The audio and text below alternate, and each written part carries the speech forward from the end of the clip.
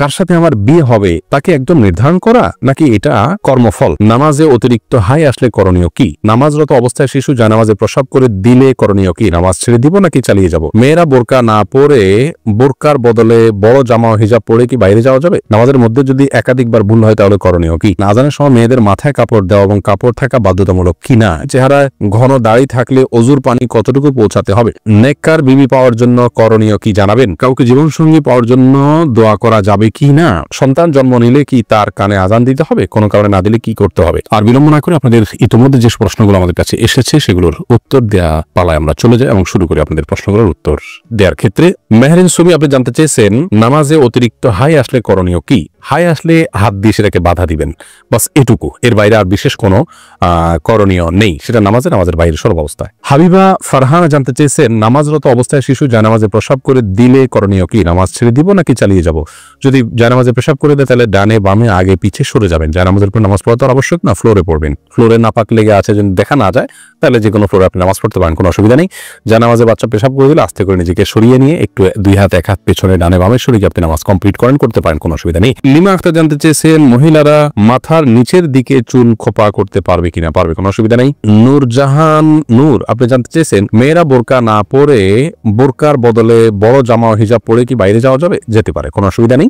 বোরকাই পড়তে হবে এমন কোনো কথা নেই। তার শরীরের সৌন্দর্যকে ঢাকতে হবে, অলংকার ইত্যাদিকে ঢাকতে হবে একটা কাপড় দিয়ে, তবে সে কাপড়টাও যাতে আবার দৃষ্টি আকর্ষণকারী না হয় সেদিকটা খেয়াল করতে হবে।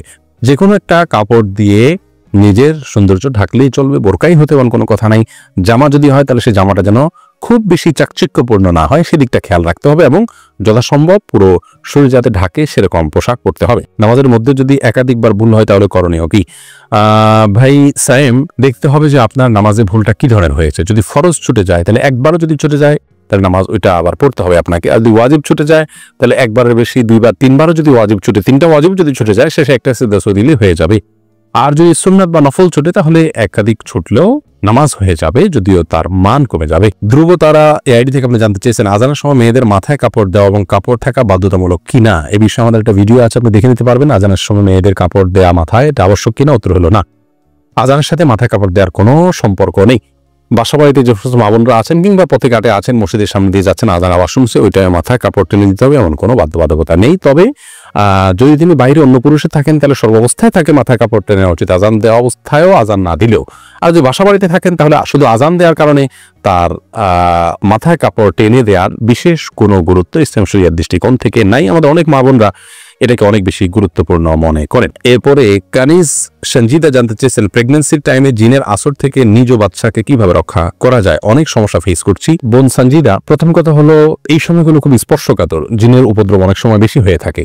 আপনাকে আমরা পরামর্শ দিব আপনার বাসা থেকে হারামের কোনো লেশ থাকলে সেগুলোকে আপনি বের করে ফেলুন। ধরুন টেলিভিশনে আপনি হারাম কোনো জিনিস দেখেন বা আপনার পরিবারে কেউ দেখেন, টোটালি বন্ধ করে ফেলুন। বাসায় ছবিযুক্ত কোনো কাগজ ঠোঙ্গা বা কোনো ছবি ঝুলানো টুলানো যে কোনোভাবে প্রদর্শিত থাকলে সেগুলোকে ড্রয়ার ইত্যাদিতে ভরে ফেলুন বা বাইরে ফেলে দিন।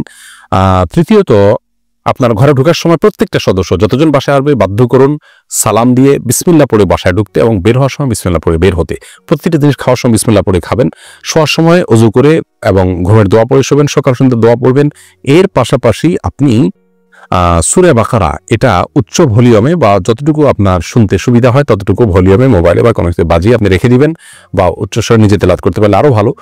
আর রুকিয়া অ্যাপ আছে, অনেক রুকিয়ার অ্যাপ আছে যেগুলোতে শুধু কোরআন হাদিসের দোয়া এবং আয়াত আছে শুধুমাত্র, সেগুলোকে চালিয়ে রাখতে পারেন বাসা বাড়িতে, ইনশাআল্লাহ বিদিনিল্লাহ উপদ্রব অনেকখানি কমে যাবে। তাওহীদ আয়েশা আপনি জানতে চেয়েছেন বেনামাজি ব্যক্তির হাতের রান্না খাওয়া কি অনুচিত?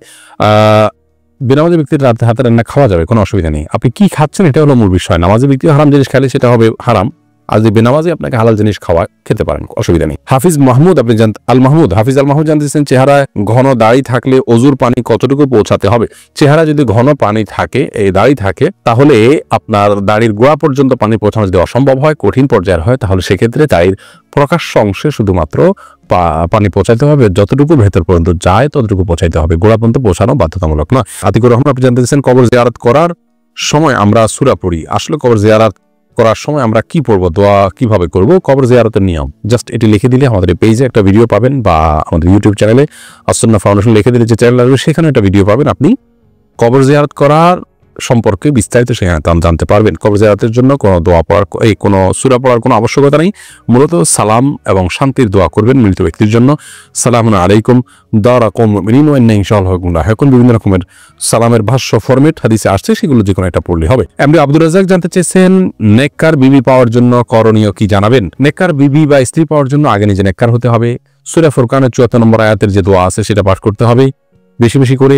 সেই সাথে নেক সঙ্গীদের সাথে আপনার ওঠা বসা করতে হবে, নেক পরিবেশের সাথে থাকতে হবে। ভালো সোসাইটির সাথে থাকলে ভালো সোসাইটির সন্ধান পাবেন এবং ভালো দিন প্র্যাকটিস করেন এরকম মেয়েদের খোঁজখবর নিয়ে বের করতে হবে, আল্লাহর কাছে দোয়াও অব্যাহত রাখতে হবে। সিয়াম পাটোয়ারি জানতে চেয়েছেন কাউকে জীবনসঙ্গী পাওয়ার জন্য দোয়া করা যাবে কি না। নির্দিষ্ট কাউকে জীবনসঙ্গী হিসাবে পাওয়ার জন্য দোয়া করা যাবে কিনা এ বিষয়ে আমাদের একটি বক্তব্য রয়েছে, এই পেজে পাবেন, আমাদের ইউটিউব চ্যানেলে পাবেন, সেখান থেকে আপনি জানতে পারেন। আর এর বাইরে আপনার কোনো ব্যক্তিকে জীবনসঙ্গী হিসাবে পাওয়ার জন্য নির্দিষ্ট করে দোয়া করা বিষয়ে সংক্ষেপে শুধু এটুকু বলবো যে এটা করা উচিত না, বরং এভাবে বলা উচিত আল্লাহ অমুকের সাথে সম্পর্ক হলে সেটা যদি আমার জন্য কল্যাণের হয় সার্বিকভাবে, তাহলে আপনি আমার জন্য সেটাকে সহজ করে দিন, আর যদি আমার জন্য অকল্যাণ হয় তাহলে আমার থেকে দূরে সরিয়ে দিন। এক কথায় কল্যাণকর হলে যেন আল্লাহ আপনাকে পাইয়ে দেন সেই দোয়াটা আপনি করবেন, বাকি সর্বাবস্থায় তার জন্য আপনি দোয়া করবেন এরকমটি উচিত না যে আল্লাহ সে ভালো হোক আর মন্দ হোক আমি তাকে জীবন সঙ্গিনী হিসাবে চাই, এরকম অন্ধের মতো দোয়া করা উচিত না। কারণ আপনি যেটাকে ভালো মনে করছেন সেটা ভালো নাও হতে পারে, সেই জায়গা থেকে সাবধান থাকা উচিত। রাশেদুল ইসলাম জানতে চেয়েছেন সন্তান জন্ম নিলে কি তার কানে আজান দিতে হবে, কোনো কারণে না দিলে কি করতে হবে। প্রথমত সন্তান জন্মের পর তার কানে আজান দেওয়ার বিষয়টি অনেকগুলো হাদিসে বর্ণিত হয়েছে, হাদিসগুলো সনদগুলো সবগুলাই মোটামুটি দয়ী পর্যায়ের।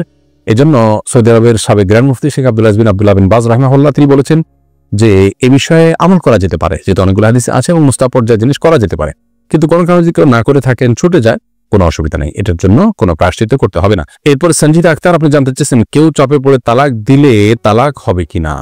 তালাক বিবাহ এগুলো এমন যে চাপে পড়ে করলেও হয়ে যাবে, এজন্য এগুলো না, যদি কেউ তালাক দিতে না চান তাহলে তাকে তার জায়গা থেকে অটল থাকতে হবে।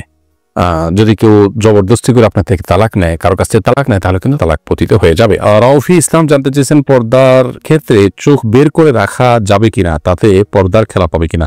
চোখ বের করে রাখতে পারবেন, চোখ বের করতে রাখতে পারবেন, কোনো অসুবিধা নেই, কারণ এটা আপনার চলার জন্য জরুরি। কিন্তু চোখেরও সৌন্দর্য যাতে অন্য কেউ দেখতে না পারে সেজন্য সানগ্লাস বা অন্য কিছু ব্যবহার করা উচিত। অন্তত এটা হলো নিজের আত্মসম্মানের ব্যাপার, যে আমার শরীরের কোনো অংশ দেখে কেউ বাজে চিন্তা করবে আমাকে নিয়ে, কেউ মনে মনে জেনা করবে, সেই সুযোগ না দেওয়া হলে একজন আত্মসম্মান বোধ সম্পন্ন একজন ইমানদার মানুষের কাজ। সেই জায়গা থেকে এই চেষ্টাটা থাকা ভালো। টিপ পরার শরীর বিধান কি, সালিম ইবনু সাখওয়াত আপনি জানতে চেয়েছেন।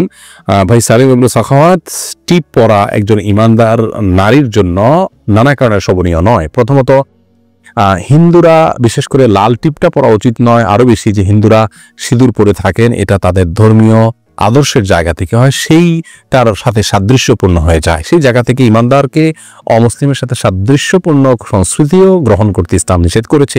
মান তাশাব্বাহা বিকওমিন ফাহুয়া মিনহুম, আবু দাউদ হাদিসে আসছে, নবী সাল্লাল্লাহু আলাইহি ওয়াসাল্লাম বলেছেন যে ব্যক্তি কোনো জাতির সাথে সাদৃশ্য গ্রহণ করবে সে তাদের অন্তর্ভুক্ত হবে। এছাড়া যদি সাধারণ কোনো টিপ জাস্ট সৌন্দর্যের জন্য করেন, নারীরা স্বামীকে দেখানোর জন্য এবং ঘরের ভিতরে তা করতে পারেন, কিন্তু ফাসেকদের নিদর্শন, অমুসলিমদের আপনার সাথে সাদৃশ্যপূর্ণ সেই জায়গা থেকে এটি পরিহার করা উচিত। আর টিপ পরে বাহিরে যাওয়া বেপর্দাহীন বা পর্দাহীন ভাবে সেটা তো কোনো অবস্থাতে যায় না, সম্পূর্ণ হারাম। অতএব সে বিষয়ে আমাদের সাবধান থাকতে হবে। এমডি আনোয়ার খান আপনি জানতে চেয়েছেন কার সাথে আমার বিয়ে হবে তাকে একদম নির্ধারণ করা নাকি এটা কর্মফল। ভাই আনোয়ার, এটা নির্ধারণ করা আল্লাহ রাব্বুল আলামিন নির্ধারণ করে দিয়েছেন কার সাথে কার বিয়ে হবে। নবী করিম সাল্লাল্লাহু আলাইহি ওয়াসাল্লাম একটা হাদিস থেকে সুস্পষ্টভাবে বিষয় আমরা নির্দেশনা পাই।